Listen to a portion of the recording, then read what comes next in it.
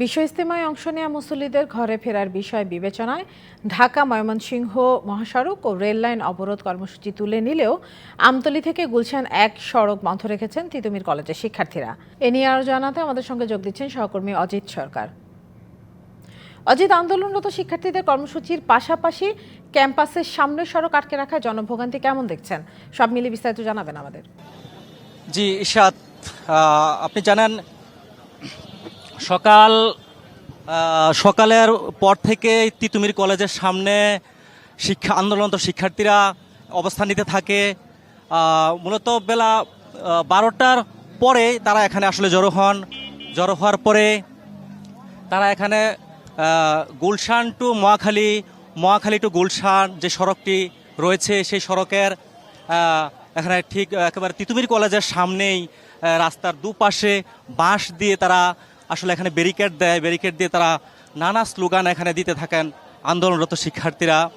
তারপর বেলা 12:30টার দিকে এখানে আন্দোলনকারী শিক্ষার্থীদের উপদেষ্টা আলী আহমদ তিনি আসলে ব্রিফিং করে তিনি আমাদেরকে জানিয়েছেন যে আসলে তারা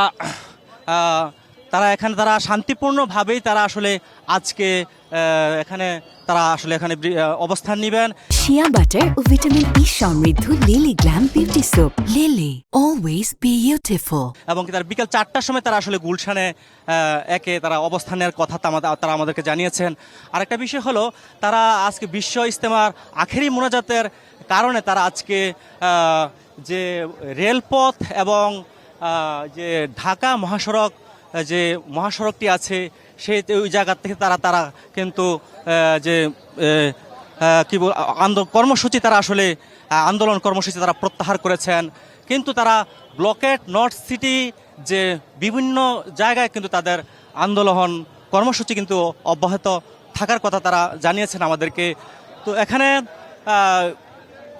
শিক্ষার্থীরা কিন্তু তিতুমির কলেজের সামনে আজকে কিন্তু তারা বিভিন্ন স্লোগান দিচ্ছেন। তাদের দাবি সরকারি তিতুমির কলেজকে স্বতন্ত্র বিশ্ববিদ্যালয় করা না হওয়া পর্যন্ত তারা আসলে আন্দোলন কর্মসূচি তারা কোনোভাবেই প্রত্যাহার করবেন না। তারা কিন্তু আপনি জানেন যে 7 দফা তারা বেঁধে দিয়েছেন।